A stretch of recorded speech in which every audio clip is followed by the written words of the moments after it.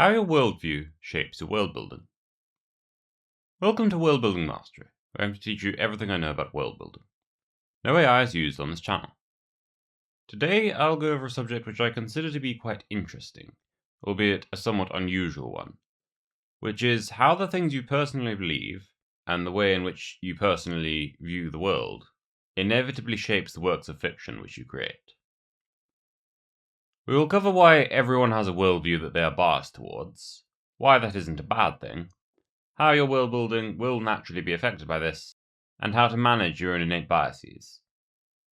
This will help you to be more aware of your own biases and perspective, but will also enhance your ability to communicate and express yourself through your own work.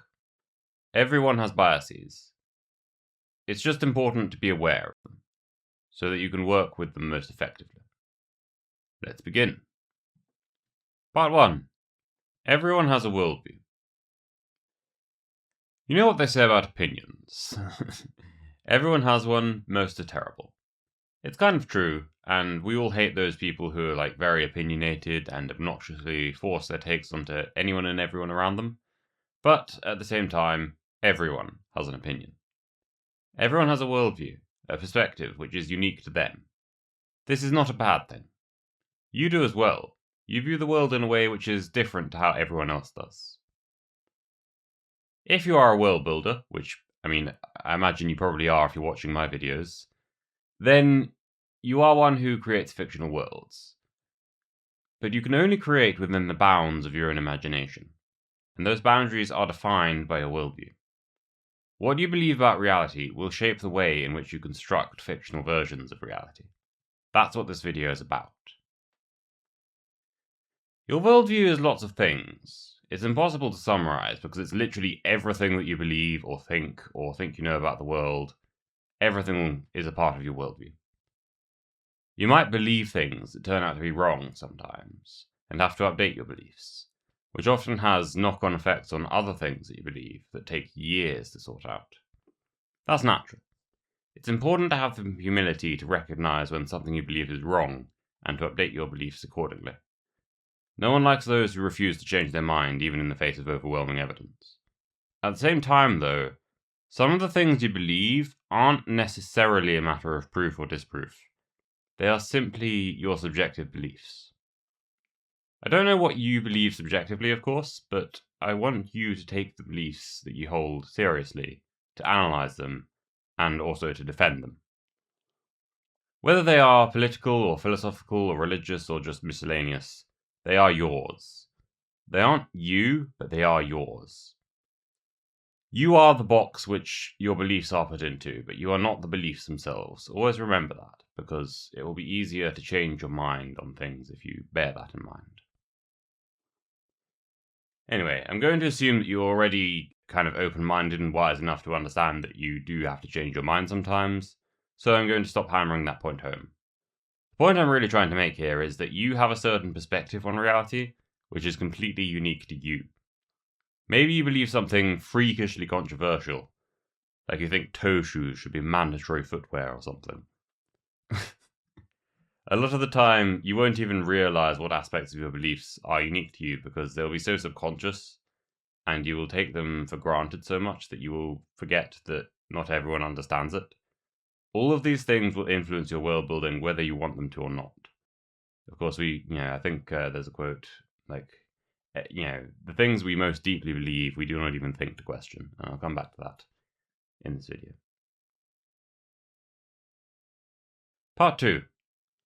World building with your worldview.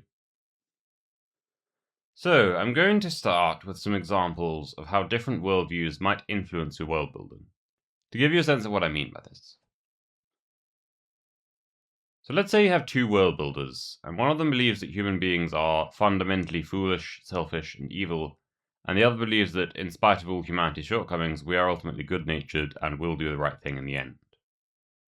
Let's say that they both have very similar world-building projects. Let's say that they are far-future space operas where humanity is on the brink of extinction, split between many warring factions and beset by famine and disease, all while some kind of hostile xeno threat is lurking in the background and kind of growing in the background. Basically, just kind of similar to Warhammer. Both of their projects meet this same description, yet their projects are still fundamentally different. So in the former setting, the poor are sacrificed and starved while the small elite lives lavishly on the exploits of their labour. But in the latter, statesmen and charities work diligently to ration resources as efficiently as possible and attempt to stave off the famine as best they can, even knowing that it will not be enough.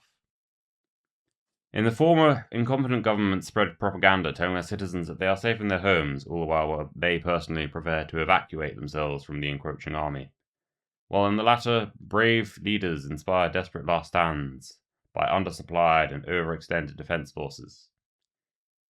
In the former, maybe a revolution happens somewhere, only for the new government to be just as awful, if not worse, or perhaps to be crushed relentlessly. In the latter, perhaps a revolution is attempted and fails, but a soldier sent to crush the resistance takes sympathy and spares the life of the protagonist. You can see how these settings are both very similar, yet they differ in very fundamental ways. So for that example, I was using a difference between people's worldviews regarding human nature, whether we are fundamentally good-natured or not. But these sorts of differences will apply to literally everything else as well. Everything from your deepest, metaphysical beliefs about reality and the nature of good and evil, down to small stuff like just what foods you consider to be healthiest and, what's possible with technology. Do you believe that a planet could support 1 trillion people? And do you believe that that would inevitably be a dystopian hellscape, or do you think it could actually be a nice place to live? Do you believe that Dyson spheres are possible? Do you believe that ghosts or paranormal things might be real? Do you think it's likely that aliens exist somewhere out in the universe? Do you think feudalism will ever make a comeback? What do you think a nuclear war would look like? What is the most awful political system you can imagine? These sorts of questions will have a significant influence. So it's how you answer these things will have an effect on your world building. And again, your beliefs will influence your work both consciously and also subconsciously. Because as I say, the deepest beliefs you hold are the ones that you do not even think to question.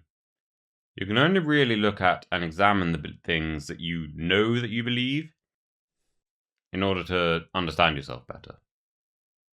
Because the more of your worldview that you are conscious of in your world building, the better your creative decisions will be.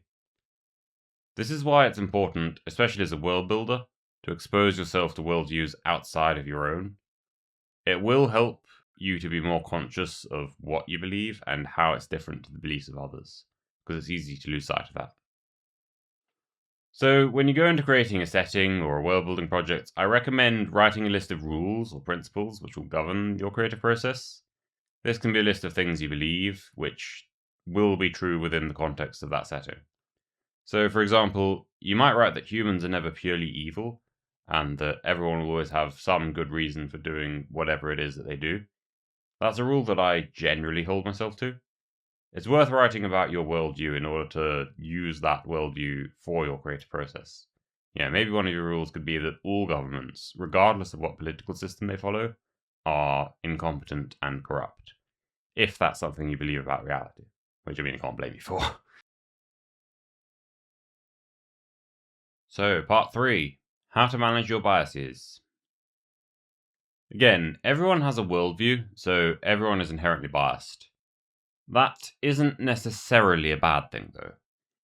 It's okay to be biased sometimes. This is something that a lot of people, I think, overlook. But you will naturally be biased towards the things that matter to you the most, and that's okay. The things which you consider to be righteous or true or beautiful, or which you are simply, which is simply closer to your heart. You don't owe an apology to anyone for this. Nor should you do your world building with the idea that you have to make it appeal to everyone, because that way it will just appeal to no one. So, for example, I'm British, so naturally my fantasy setting draws a lot more from the influence of British/European history. But someone who was from, say, Southeast Asia might happily create a fantasy setting that was largely based off of Southeast Asian culture and history. And there's nothing wrong with that. There's literally nothing wrong with that. You're creating for your own people and from your own perspective.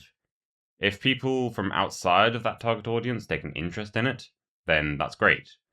But I think it's important to know who your target audience is and it's probably people like you, and to not compromise on them, even if you think it will lead to more widespread appeal. So if you have controversial beliefs, good. If you really believe in them, double down on them in your setting. Make it very apparent that they are true in universe. Maybe your setting is one where everyone wears toe shoes and anyone who doesn't gets bullied and sent to re-education camps. Truly, I cannot imagine a more horrifying dystopia. Okay. It's fucking ridiculous.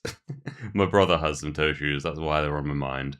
I don't know if he still wears them, but it's just fucking funny.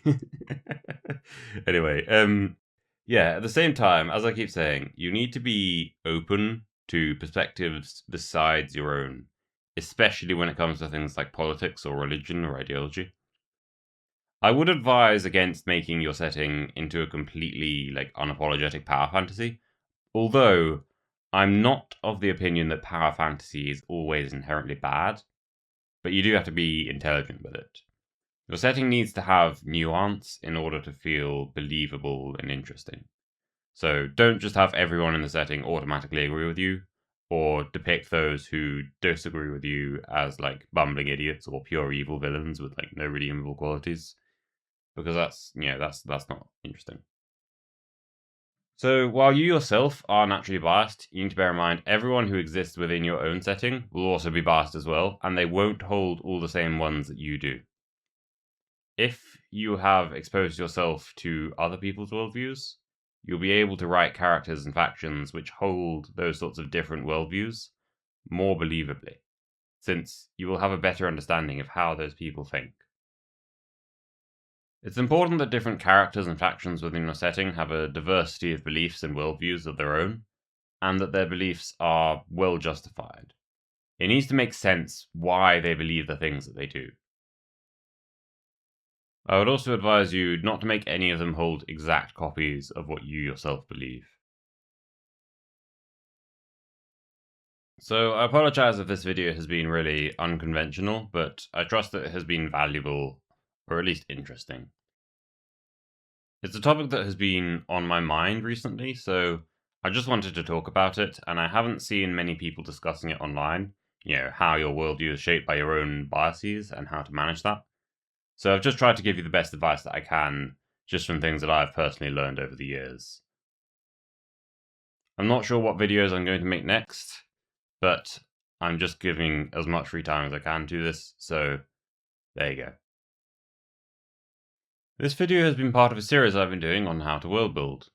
If it has been helpful to you, then do go ahead and check out the rest of this series, because the advice I give in my other videos is just as good. If you're even more committed to improving your world building, then in the description below you can find a link to my paid community, where there are greater resources than I can offer here. The mission statement of World Building Mastery is to create the greatest community of world builders and writers on the internet, from whom the great artists of our generation will be born. If you want to be part of that, then that's the place to go. In any case, thanks for watching, and I'll have more content to come soon. Bye!